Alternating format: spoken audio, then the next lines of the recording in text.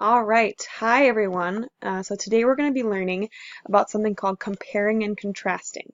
So first, we're going to talk about what we already know about these words. Then I'm going to give you some definitions and some examples of how we use these words. And after that, we're going to do some practice together so that you know exactly how to do it. And at the very end, you'll be professionals at comparing and contrasting all on your own. So first, let's think. What does it mean to compare?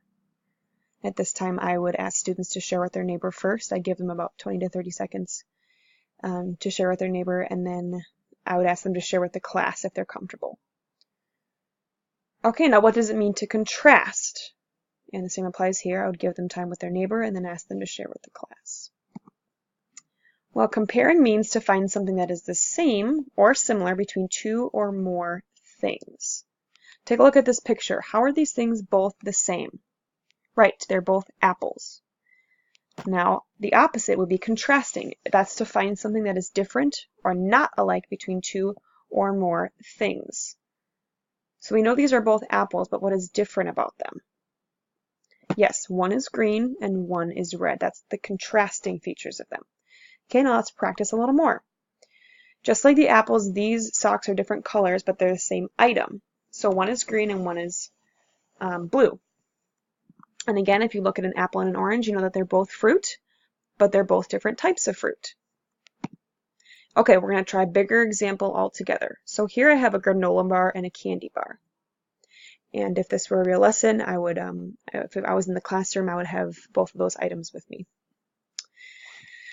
Now, if you look at these two items, how can you compare them and how can you contrast them? We're going to use something called a comparograph. This is what it looks like.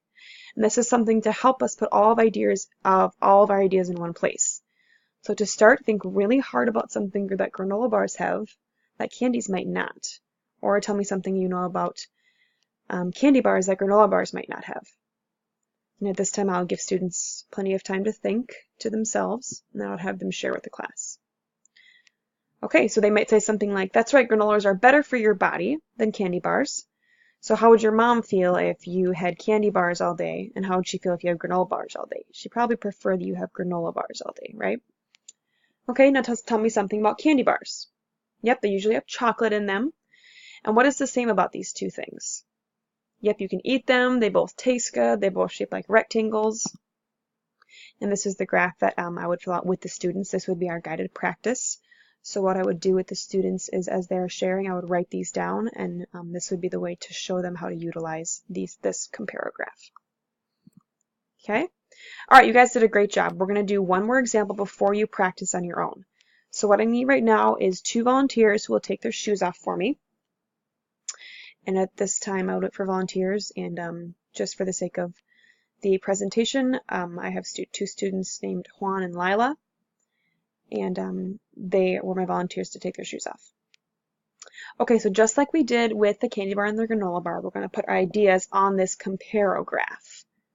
So what do Juan's shoes look like? How are they different from Lila's? What do Lila's shoes look like and how are they different from Juan's? And what's the same about them? These are all things we're going to put on our comparograph. And just like I did with the granola bar and candy bar, I would have the comparograph up and I would have students sharing as I filled out the comparograph. Okay, now it's your turn. We're going to read a book, and you're going to try to do some comparing and contrasting all by yourself by looking at some characters in the book.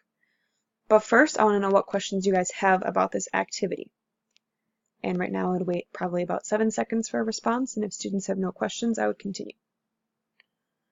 Okay, we're going to read a book called Fishing Derby. It's about a boy who was so excited to enter a fishing contest because he wanted to win a new bike.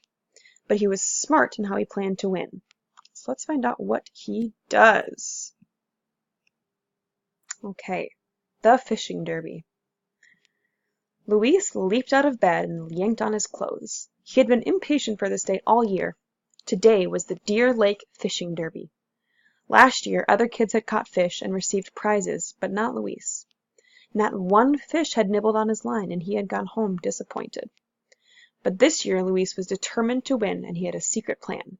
A plan that was so super secret he hadn't told a single soul, not even his dad. "Hurry up, Luis," Dad hollered. "We don't want to be late." Dad perched a tall, white chef's hat on his head, his red apron flapping like a superhero's cape, as he hurried to the car. Every year, Dad cooked hot dogs and hamburgers at the Derby picnic. At Deer Lake, it was a superb day for the fishing derby. There were so many kids, big and small, ready to fish. Would Luis's totally secret plan help him win a prize? Police Chief Dugan was the announcer and would measure all the fish that the kids landed. "Third prize is for the smallest fish," Chief Dugan announced over a bullhorn. "Second prize is for the first fish caught. And the grand prize is for the biggest fish caught today. Good luck, kids, and no running with your fishing poles. Ready, set, go!" The Deer Lake Fishing Derby had begun. All the kids except Luis scrambled to the lake and began to fish.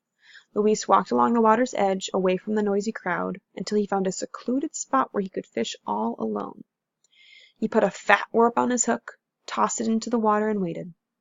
Most of the kids had crowded onto the fishing pier, their fishing lines crisscrossing and getting tangled in the water. "Look, I caught a fish already!" Miyuki yelled. "The grand prize is mine!"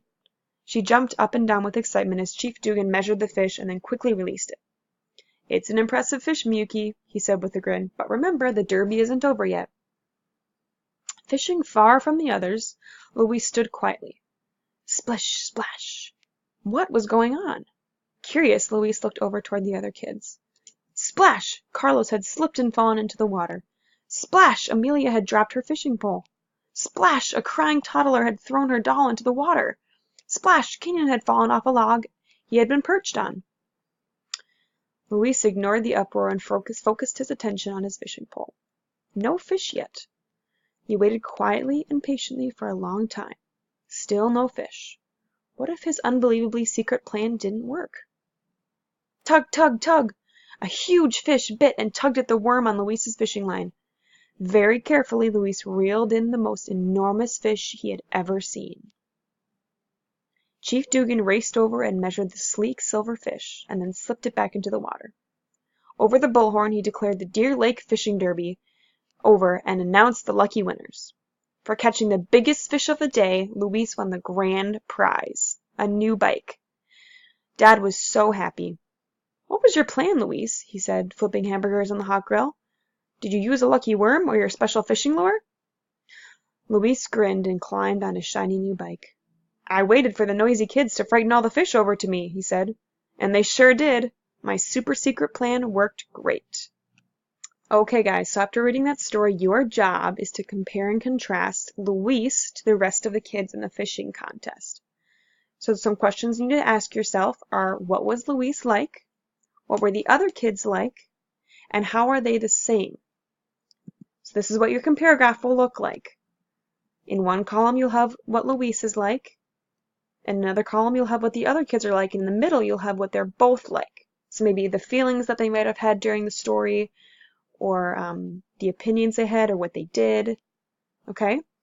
So we're going to work on this activity independently for at most 10 minutes, and then we're going to come back to the circle. So this time I would have students ask questions if they needed to, and then I would have them go work independently at their desks with me available for questions, and then I would have them share what they found when they're done. Okay, great job today. These are some things I found that kids listed on their comparagraphs. So we noticed that Luis, the facts about him were that he's never caught a fish. He has a really secret plan. He fished in a secret spot for his plan where he was quiet and patient. But the other kids who fished off the dock, they followed the crowd, they were impatient, they lost their fishing poles and fell in the water. Even though both of them were fishing in the lake, were very determined to win, use fishing poles, and use bait. Alright, so this is just a way how we've got a lot of work done to compare and contrast things. Are there any questions that you guys have about comparing and contrasting, or how to use a comparograph? Okay, you guys have done a great job today. We've done a lot of work, and now you're all going to be comparison and contrasting professionals.